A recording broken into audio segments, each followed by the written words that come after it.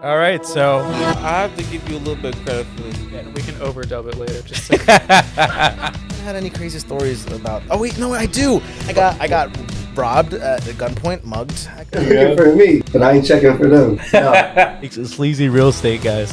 But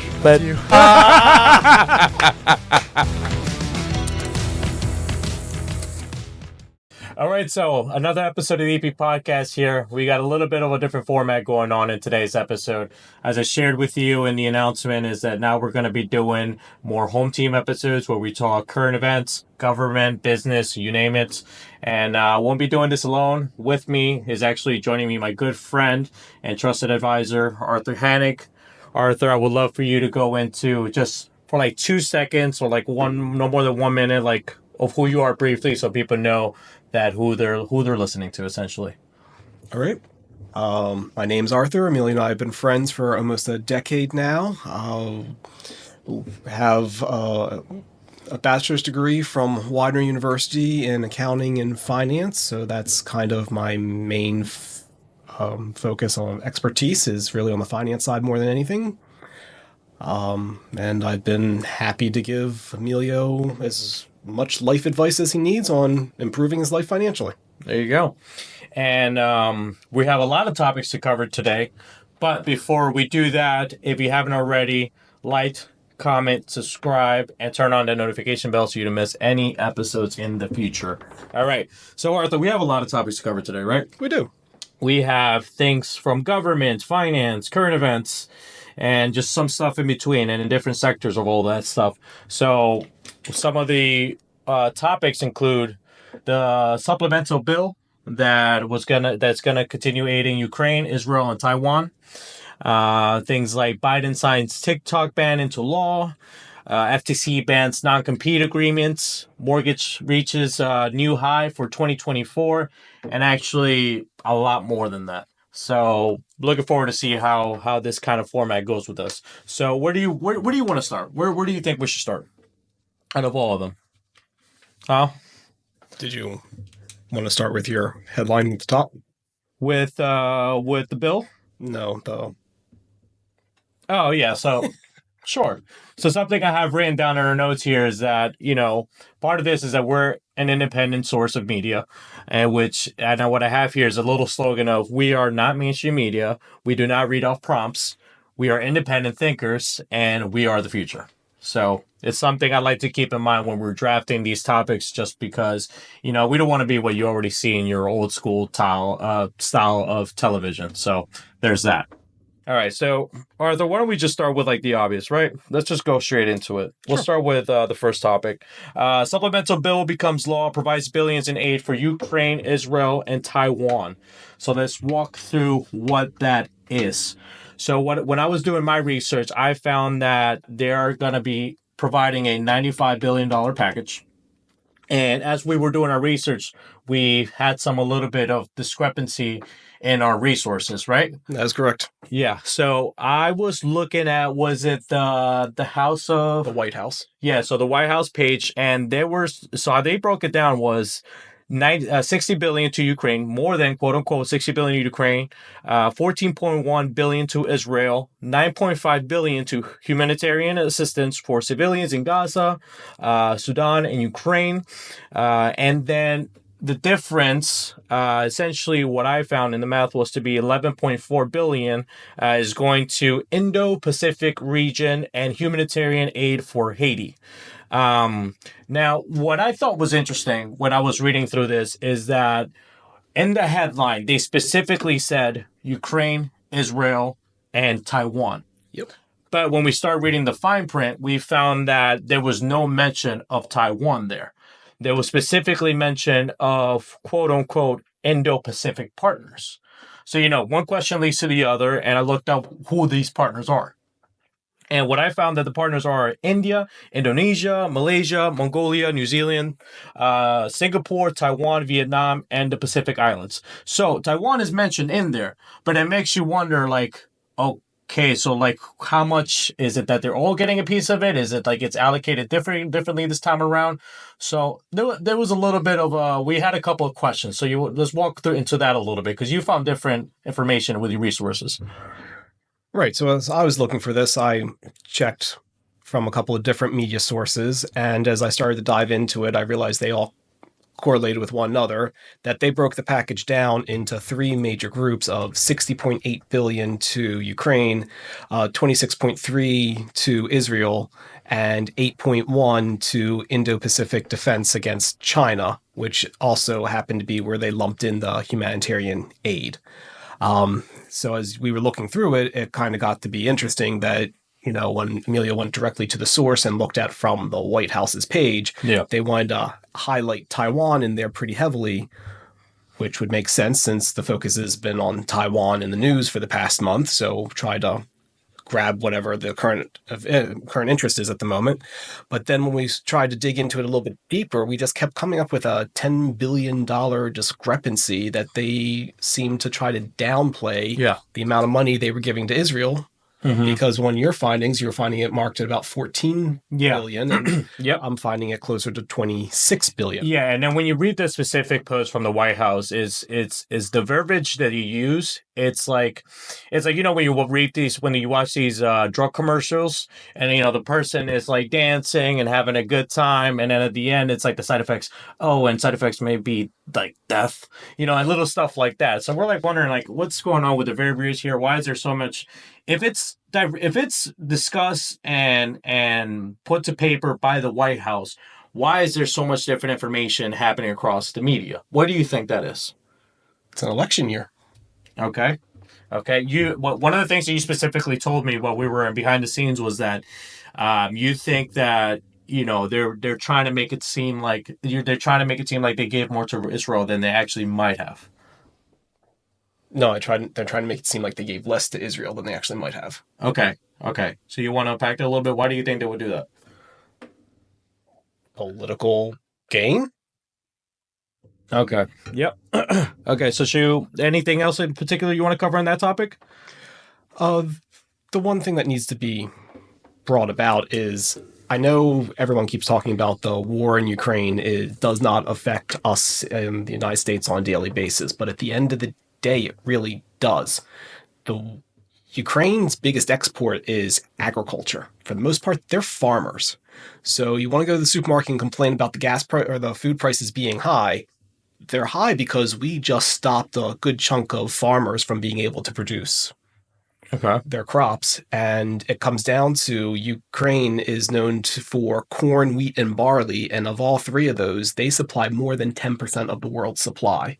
So that just fell off the face of the earth overnight. And as a result, now we're feeling the effects of it. So unfortunately, as much as we want to say a war in another country does not affect us, since we are a global society now, everything affects us that happens outside the United States one way or another. Yeah. You may not feel it that moment, but it'll hit you soon. Right. It's a long-term thing. That's when it starts hitting us. People don't see it like right away, and then after years pass, we start seeing the side effects of it. So, and the topic of passing bills, there's a few more bills that got passed this week. There were. One of them being Biden signing the TikTok ban bill into law. So let's unpack that a little bit. This past Wednesday, Biden passed a bill that if TikTok does not divest from ByteDance does not divest from TikTok, then they will ban it officially from the U.S. So what that means is essentially that ByteDance, which is a Chinese company, is currently the majority holder of the company, and it poses some security concerns for the U.S. government. The TikTok CEO came out saying that this is somewhat unconstitutional and it stands against what the U.S. stands for. So there's a little bit of back and forth going on right now.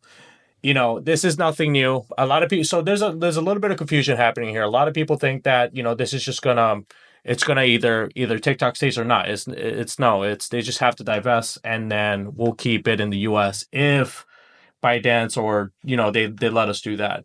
But even then, something like this has happened before. Like if you ever heard of the Grindr app. Right. I don't know any of that. Okay, so the Grindr app, I believe, is where gays. This is typically meet. It's like the dating app for gays, right? Or is it LGBT plus community? All of them. Okay, we're gonna say that. Yeah, it's LGBT plus community, And essentially, that app was actually originally owned by the Chinese. The company that owned it was a company called, let's see here, it was called Kunlun, and they own 98.59% of the company right before they sold off to an American company in 2020. So it's the same deal. It's just essentially they need to sell off majority of their shares to a U.S. company for the sake of just privacy and security risk. So that's exactly what's going on right now. And with that, real quick, I just want to say that a lot of people are saying that it's the freedom of speech app or anything like that. It's not necessarily. Like it's taken away like our First Amendment. It's not what it is. It's not what the problem. That's not the concern. It's not why the problem is happening. It's simply just a security risk. It's simply that our security risk against a rivaling nation. And that's essentially what it is. It's really nothing more than that. But of course, TikTok wants to make a team a little different. Personally, I'm for it for them to divest. And if not, we can go the other way. I would say that the freedom of speech app is more like X. It's what people are calling it now these days. But that's just me. What are your thoughts on this? I mean, it's a app that's owned by another country, and we do not know what they're doing with our information or how much they're collecting and how they're going to use that against us in the future. So why expose ourselves to that if we can stop it? And this is definitely not a freedom of speech. Flat out, hey, this is an opportunity. Somebody in the United States can create their own version of TikTok and let all the people flock to that and pick up exactly where they left off. And if we can do that before the ban officially goes into place, well, then it's the U.S. that wins. And we just switched over to another platform that's American owned. You can keep your businesses going the same way you've been and use it the same way. And this way, the information is held within the United States and not by a foreign nation. Yeah, and that reminds me, I think that sometimes people forget that the version that we get here in the U.S. of TikTok is not at all the same version that China gets of their TikTok. Their version is extremely cleansed. I believe there's a certain amount of hours you can use it for. There's almost a curfew for it. And whereas ours, it's like all over the place. It's always some sort of drama happening that you see all over TikTok. And you gotta start asking yourself, at what point is it really psychological warfare? So this is where the security stuff starts coming into concern. So bigger picture thinking here is best off our house first in terms of security, and then we kind of work from there. We're not saying completely stop working with us, but let's take care of our backyard first. That's just me though.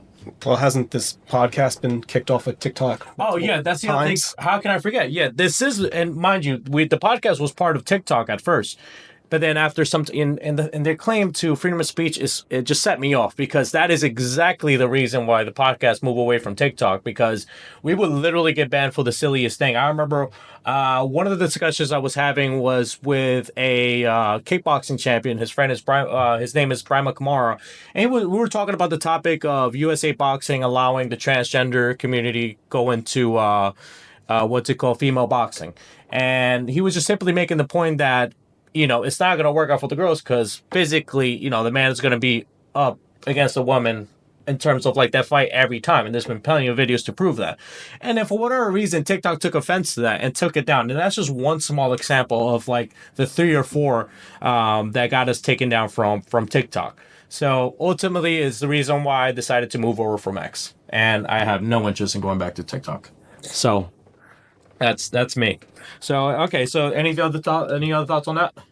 No, I'm looking forward to it becoming an American company or a new version of it forming in the United States. And there's like a Grinder. People are still using Grinder. A lot of people didn't even know China owned Grinder, right? Here's the irony about that too, right? China owned Grinder, but they're a communist country, and they're also very, very against like LGBT plus. Very against that. Very against that. But look at that. And they actually had it banned too.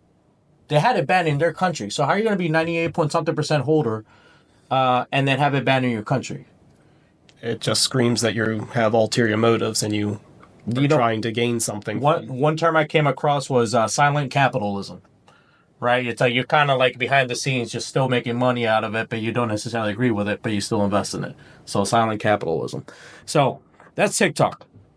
Next one, since we're on the topic of passing bills, I guess we could continue to FTC bans non-compete agreements. Sure. All right. So FTC, for those that don't know, is the Federal Trade Commission.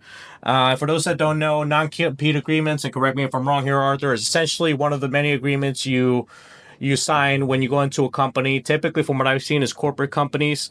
They essentially say that if you leave, when you leave the company, you have to wait either X amount of years before you do the same practice again, or etc., whatever it is. But that's essentially what a non-compete agreement is. And the Biden administration was essentially trying to encourage FTC to remove non-compete agreements altogether, because for reasons that it encourages more competition, and it's just overall it's just better for the economy. That's essentially what's going on. Thought was it was preventing people from being able to switch jobs easily because you were locked into a non-compete, so you weren't able to change employment very easily without being prepared to be unemployed for a period of time or switch industries altogether. But it's a fine line. I understand the whole aspect from the human capital standpoint, as you don't want an employee of yours to go and work for a competitor corporation and take all of your trade secrets with them.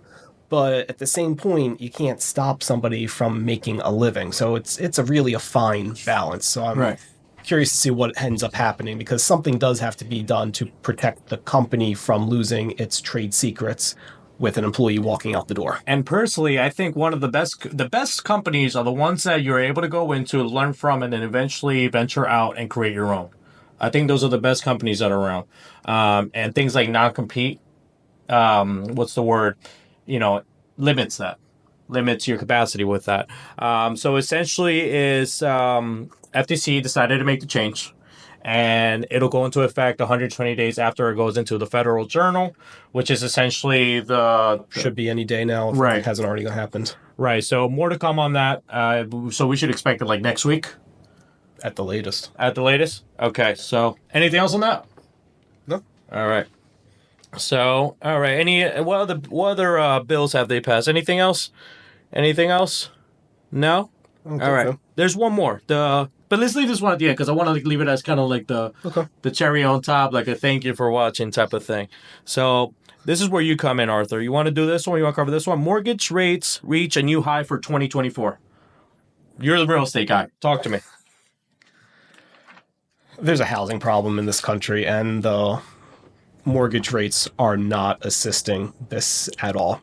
I understand that we lowered the mortgage rates to try to incentivize house sales and try to keep the economy from crashing and try to get it to reverse. But we had a knee-jerk reaction, and we raised them and raised them and raised them, and we raised them way too quickly. You can't go from that extreme where we have rates literally at 2.65%, and now we're hovering just under 8%. That's almost triple within a 2 to 3 year period. So now we have people that are complaining that they're trapped in their houses, which is very much the case, because they go and sell the house that they have now and get another house with that exact same mortgage. One, the prices have gone up, so they have to get a smaller house just to stay at the same lateral move price-wise. And two, it's going to cost them 3 times as much because the interest rates are 2 to 3 times higher than what it was. So as a result, we have people trapped in houses. And as soon as the interest rates come down and make it affordable, that people can start to move about and be able to sell their house and buy another house, that's when we're going to solve this housing problem. The other big part about this housing crisis is in 2023, nearly 40-something%, but nearly 50% of all home sales went to the baby boomer generation. And as a result of that stopped houses from going to people that are trying to buy their first house. And the baby boomer generation, for the most part, didn't sell their primary residence. So now they have 2 houses. Their intent is to sell their first house, but not right away, in the next year, 2, 3 years. So eventually we'll get that supply back on the market, but we have to wait until they're ready to sell their houses. And they bought these houses proactively for the plans of retirement, which they're on the verge of retiring, just haven't retired yet, but they wanted to have their house that they're going to move to all set, ready, renovated, and in perfect, pristine moving condition for when they're ready to make their move.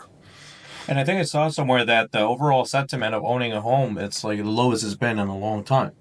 because of how expensive it is and everything. Because as you said, like for example, like if you have like a $800 mortgage, call it that, you're now paying for that exact same for like call it a 2 bedroom one house. I mean 2 bedroom 1 bathroom. That $800 now is like what $1,300-$1,400 now. For rent, Yeah, it's more than that. really. So realistically, if we jumped in from the 800 and we've gone up from the 2.5% days to the floating sevens now, where does that put us in terms of mortgage wise? When in terms of mortgage, So, because like a mortgage payment, like the mortgage payment itself, it says 800, and now it's gone up the basis points that it has. So, what are we looking at now? Like 1,400 for a mortgage for the same house?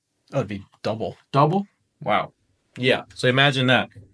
More money, less house, or same house. That's not necessarily a bargain. So, in this market, what do you think the best thing to do is if you're looking to buy a home? Be smart about it. Make sure you have money saved up. Make sure you're ready to make the purchase, and make sure once you are able to pull the trigger and buy the place, you plan on staying there for an extended period of time. If you don't think you're going to be there for at least 5-6 years, you're probably better off renting. And do you know anything that like the renters market has changed at all? Has it gone up, down? The rental market has kind of plateaued at this point. I think we've reached the peak in rental prices, and now I think we'll see it come down just a little bit because it got crazy high. So it might soften by 5% or so, but it's not going to come down significantly. I mean, now that landlords have gotten a taste of these higher rents, they're not going to let go of them. Okay. Anything else on that topic, Arthur? I think that about covers it. Okay, so we got another one for you. We were talking about this the other day once we saw the what's it called, the headline, and you like to go on your rants about how it used to be way back in the day as if you're like a 50s kid or a 40s kid and you just got out of like the Second World War. But tell me about the next one. The next one being Walmart removes self-checkouts and swaps back to traditional lanes. What's going on, Arthur? They pushed it too far. You can't force everybody to do self-checkout. It was one thing when you tried to do a hybrid method and you had a couple of self-checkout lanes and the majority with assistance of a cashier. And then when you got rid of all the cashiers and made everything self-checkout, system broke. And you pushed people too far. And as a result, we're now having to reverse where you were. It's costing companies like Walmart a lot of money to undo all the changes that they made and put it back to the way it was. And it needs to happen. And it's not even just Walmart. It's like a lot of those kind of stores, like Dollar General, a lot of stores like that we saw, right? No? There were some Dollar Generals in the country that switched to complete self-checkout, and now they are completely reversing off of that. But part of it is also the crime.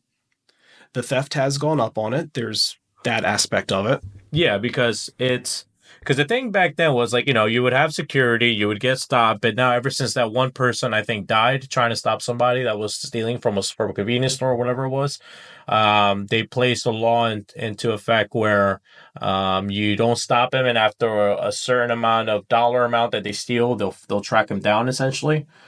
And every store has its different philosophy on it. I mean, I remember hearing stores in the mall from back in the 90s saying their philosophy was, we don't trace shoplifters. Doesn't matter if they just stole. We're more concerned about the PR and what happens if we're that 1% that we're wrong and they didn't steal. How's that going to look on us? So there were stores that said, just let the shoplifter go out the door and take what they want. Just next time, just try to be more preventative. Okay. But every store's had a different philosophy on it. Now, I heard the other day someone was at a ShopRite, right? And what they have now is almost like a hybrid.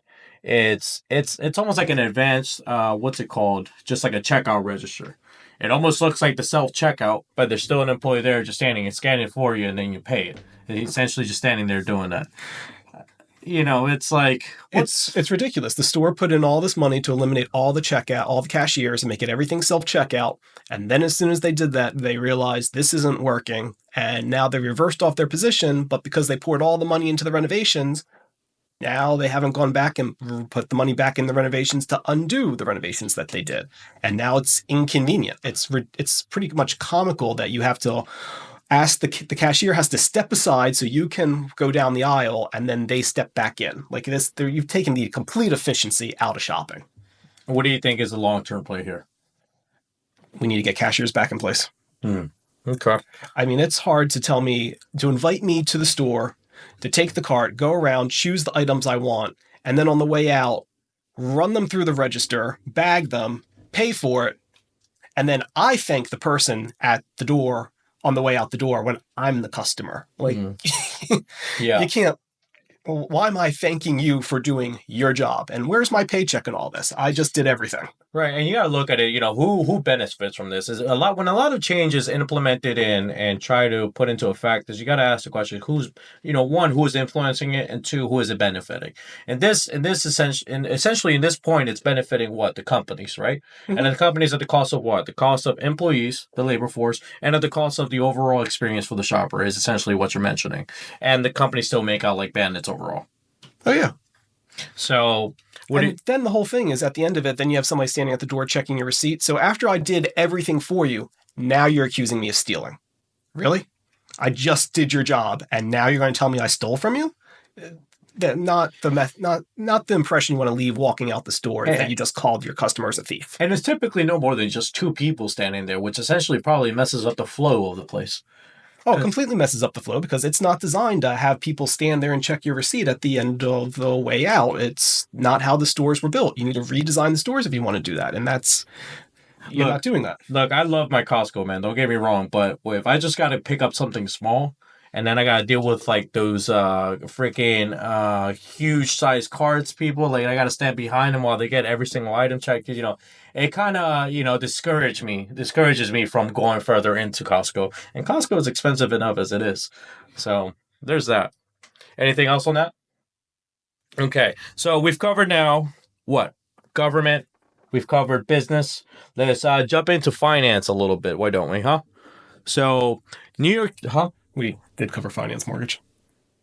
Right. Finance and the real estate section. So, all right. So in this point now, we're going to talk about the New York Stock Exchange is considering going 24/7 with trading. So simply the whole reason for this is to meet demand from investors. People want to invest more, and they are limited based on the window that they have for the market, for the securities market, which is typically what, 9:30 to 4:30? 9:30 to 4. 9:30 to 4, Monday through Friday? Monday through Friday, unless there's a holiday. And in some cases, they do half days. There you go. So they want to go from that to 24/7. Now, what do you think? What do you think is like really like where is this coming from? Why do you think this is happening? I have no idea. I don't see the need to be able to trade stocks 24/7. Mm-hmm. It's worked for the past 100 and some years where it has had limited hours. I haven't heard anyone saying, "Oh, I wasn't able to invest because the stock market closed at 4 today." Mm-hmm. That's not the case. You plan around that.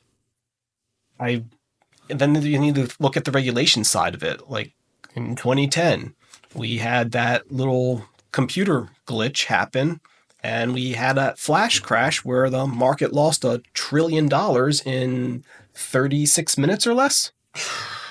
It recovered within the hour. But the whole thing had to do with, the automatic sell-offs from one computer to another, and prices were crazy that you could have bought GE stock for a penny or $100,000 within seconds apart. Mm-hmm. And these guys in Wall Street are already working long days as it is. So yeah, sure, it might create more jobs, but which is going to be more expenses more overhead on their part.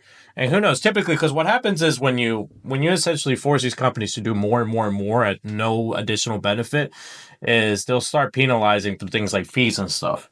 So you know how these brokerages essentially run on fees, right?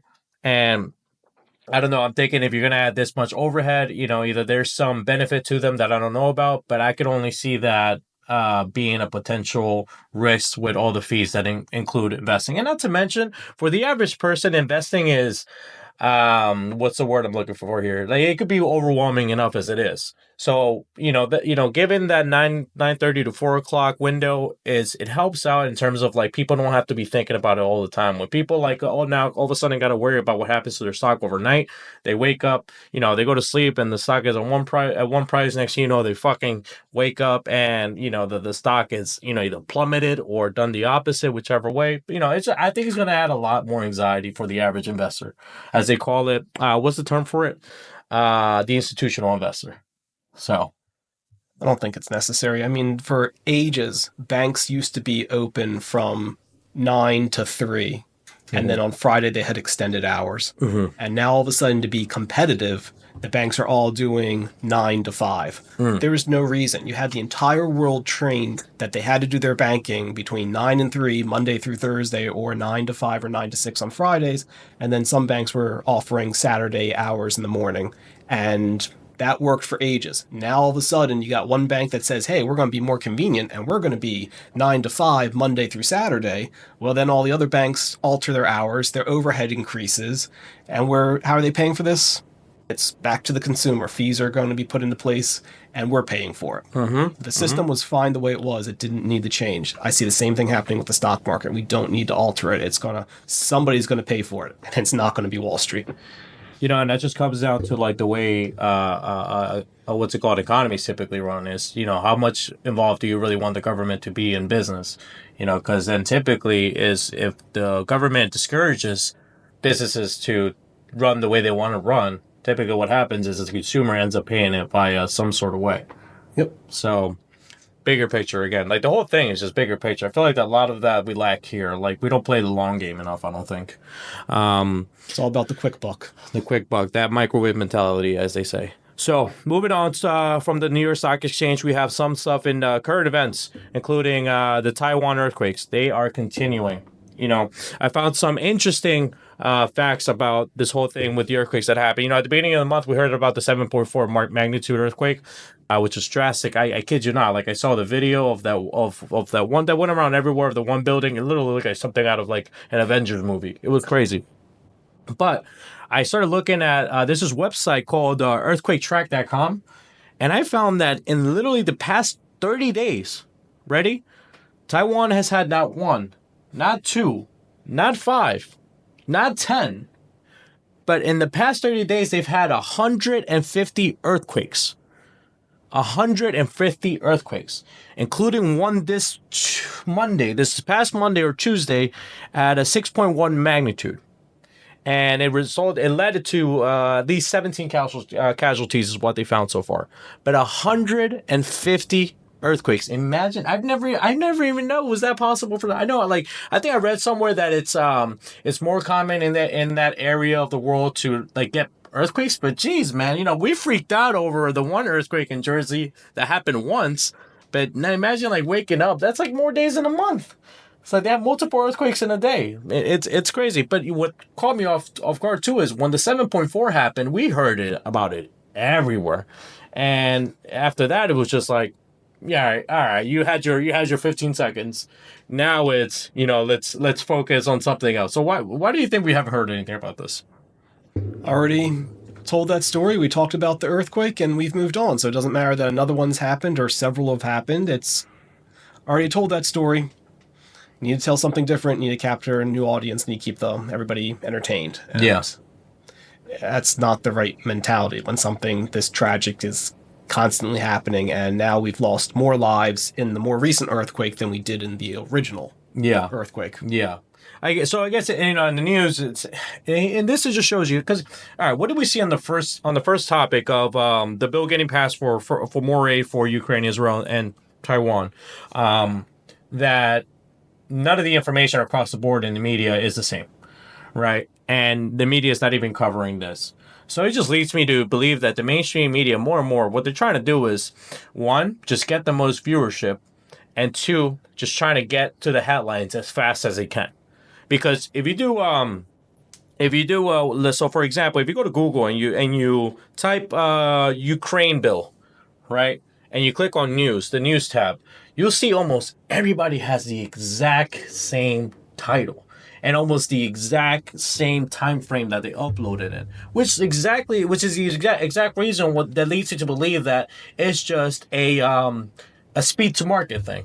How fast can we get it to the market? But with that, you're risking, the accuracy of the details, which is, I think, also the bigger reason why we don't have the same information going across the board. And I think also result wise, civilians end up questioning the authority and the authenticity of the mainstream media, one, and two, their government, which ultimately causes more anxiety, more worry, more conflict, and more trouble down the road, which is ultimately not good for us. And this is with all the chaos, especially that's happening now. So there's that with Taiwan. Do you have anything on Taiwan? I mean, it's just it's one of the most densely populated countries in the world, and that's also adds to the challenge because. Right. And I hear like Taiwan produces a mass amount of chips. Yeah, the chips that we use for like things like phones and stuff like that. Technology. Yeah, for technology, for chips. No, not like potato chips. I didn't know not you were going potato with that. chips. Yeah, no, they're our supplier for Doritos, man. I gotta look out for the Doritos. All right, so the next thing we have in finance, once again, Google announces its first dividend payout in company history. For those that don't know, a dividend is essentially a distribution of a company's earnings, and they're typically issued on a quarterly basis, but some do it monthly, some do it annually, right? And Google is doing it for the first time in the company's history. If you go to Google and you type in Alphabet stock, ticker symbol GOOG, you'll find that they're issuing 20 cents a share on dividends, which is new, and we saw a jump in the stock because of it. I think it was approximately 14%, which took the stock from, 157 to 181 a share, which is a big jump. That is a big jump. It's a big jump. That was a big announcement. Yeah. So and here's the other thing too. You know how we just mentioned the whole what's it called? The New York Stock Exchange considering going 24/7. This announcement was made after the market closed, after the closing bell. Usually announcements like that are made after the closing bell. Right. So how do you think companies are going to go about that if something like that goes into effect, 24/7 trading? Because they typically do it so people can act on it until like the next trading That day. people can think it through and process the news before they make a impulse decision on it to determine how it's going to affect things. Well, you're going to take that timing out of it, and everything's going to have to be an impulse decision. Mm-hmm. So I think it'll actually make the stock market more volatile. So what are your thoughts on Google, man? Is this a good thing for Google, like long term? Like, here's what I don't know, right? Is this going to be a thing moving forward? Is this a one-time thing? What do you think? Well, if it was a one-time thing, they would have announced that they were doing a one-time dividend. But when you come out and structure it like this gives the implication that this is going to be an ongoing dividend. And they are sitting in a position where they do have cash. They're sitting on over $108 billion in cash. Wow. So they can afford to start sharing it with the shareholders of the company. Mm-hmm. And with some people, it's great because, that's more investing income that you get, but also you're getting taxed on that as well, right? Or is it after a certain amount of dollars? No, you're being taxed, but I mean, dividends are taxed at a more favorable rate, so that's the incentive to be giving out the dividends. Okay. And you know what I noticed too, because it's end of April and typically quarterly earnings start coming out, quarter one earnings start coming out, is that when the company, because typically everybody forecasts what they're going to think the company's going to do, and then once reports come out, they report the actuals. What I found is that when a company meets their or exceeds their expectations, the stock goes down. And then when they don't meet expectations, the stock typically goes up, which it almost has like an inverse effect. It depends upon what's happening. The whole thing is about how well the management of the company can budget and forecast what's going to happen. Mm-hmm. So if they tell you there's going to be a profit and the profit is 2 or 3 times higher than what was expected, then the question comes into play of why was management so far off on this? What did they not calculate was going to happen? Mm-hmm. So that's where it can hurt the company, is going, the profits were up, but now the stock's going down, because now it starts to bring into play, why was management so far off in that projection? Oh, snap. Yeah. So yeah. You're questioning the management of the company, not necessarily the company's making money. Now you're questioning why did they miss the mark? You know who they need to follow? Nancy Pelosi. She's probably the best investor of all time in our history. Have you seen her, man? She's like from the moment she went into her role and what her net worth was then and then now on a maybe like a quarter. I forget. He's a couple $100,000 salary. Like she's like a multi, if not tens of $1 million, like 100 multi-million dollars. Like, because I don't know, because inside information is essentially what people are doing. It seems to be common practice with senators that they go into being in the Senate with so much money and they leave with much, much more than you could imagine. And Yeah. it's not from their government paycheck. There's literally someone that I know that that's literally all they do. They follow Pelosi's trades. And they've been making money out of it. I don't know exactly how much, but ever since they started doing it, they've been making money out of it, which is crazy. There's also a website that tracks the trades of all the senators in general. And I know people that have invested and they say, that's great. They're beating the market by 2%. So there's something to that. Yeah. You got anything else for us on Google or in the investing industry going on in the financial markets? I don't think so. Okay, all right. So this is actually our last topic of the day. All right. This is going to be the cherry on top. Okay. Now, for all of you travelers, whether you flown Spirit, whether you flown American or United, whatever it is, you're going to like this one. So, the Biden-Harris administration announces final rule requiring automatic refunds of airline tickets and ancillary service fees. So, what does that mean? This past Wednesday, it's essentially what it means. You know how I don't know if you guys ever gone through it, where a flight gets canceled or it gets insanely delayed and you're missing either your layover or your event that you had going on. So now you're dealing with all these losses or whatever it is. Now you have to stay in overnight somewhere, all that crap. So now they've made it a thing where they're entitled to the passengers, they're entitled to a full refund if their flight is drastically changed. So then you ask about the little details, what does drastically change mean? So specifically for 3 hours domestically and 6 hours internationally, if your flight was drastically changed in that amount, then you're entitled for a full refund. Now, Emilio, what are they going to do? Refund me in vouchers? Because they try to do that thing all the time and it's annoying. And trust me, I've tried the voucher route with Spirit. It's so freaking annoying. You have to jump through so many freaking hoops. But no worries, no longer. That will not be the case unless you opt to. They will have to refund you via cash or original method of payments. That could be credit card, that could be air miles, or however any other way you pay. What are your thoughts on this, Arthur? No, it's helping this is a great idea. This is helping hold the airlines more accountable. I wish the next thing he would tackle is the size of the seats on the planes because for some reason, those seats seem to be getting closer and closer together each time I fly. Yeah. So, yeah, and I remember I was in Costa Rica not too long ago, and our flight literally got delayed, probably like a year ago. Our flight got delayed literally I think it was 9 hours. It was like a 9-hour, no, more than that. I think it was more than 10 hours. We were literally in the airport for such an extra longer time because of it. Would have been nice to have this then, and I'm sure when people hear this, it's gonna be like, "Oh, where was this 2 weeks ago?" Right?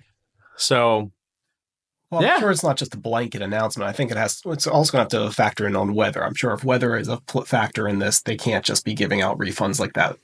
Right.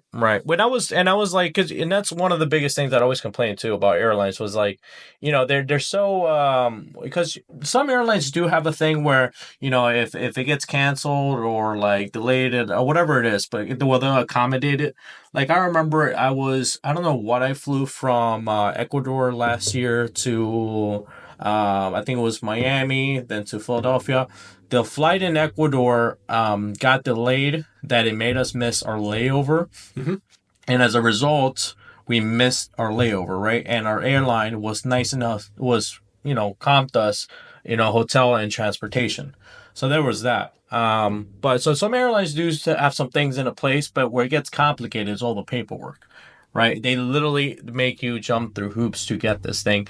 And if you try to call, you're going to sit there for hours. It's probably one of the most frustrating things to deal with. A bank is complicated enough to deal with. Imagine calling a freaking airline.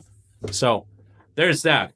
But But this is just one of the small things that the Biden administration has done. They've been trying to look out for the consumer.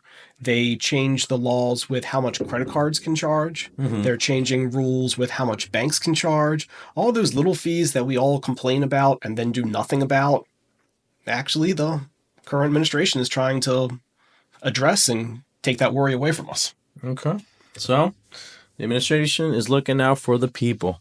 So it's not, Biden's not, I know he gets a lot of hate, but, he's doing some good. He's doing some good. And this is me personally, not the biggest Biden fan, but, I'm for whatever, Well, he had 45 years in the Senate of what he would want to do when he became president. Now he's president. Now he's enacting all these little changes that he's been looking at. Yeah. And that's major benefit to have somebody who's been on the sidelines for so long. Yeah, what made me laugh was that, not related to this, was, how Joe always gets the whole Sleepy Joe hate? Yes. But then Trump apparently was falling asleep doing one of his hearings in New York, and now like the whole rules changed with that.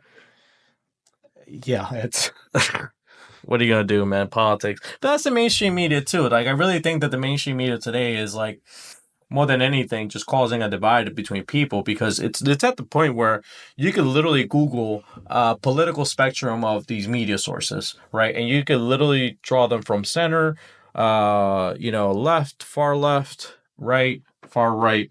And it's just like, it should be like, as you said before, all the things should be getting reported from both sides. It used to be. It used to be reported from both sides. And ever since we got away from that, changed that law and fixed it, that you no longer have to report both sides of a story, we started to divide the country, and now we're really divided because we're not listening to both sides of an argument. All right. Well, you don't have to worry about that here in the EP podcast, because we will cover both sides. We don't have an agenda. We don't have anybody in our pockets trying to control what we do. We don't have any puppeteers. We're just here trying to provide for the people, because we are for the people. So with that being said, Arthur, anything else?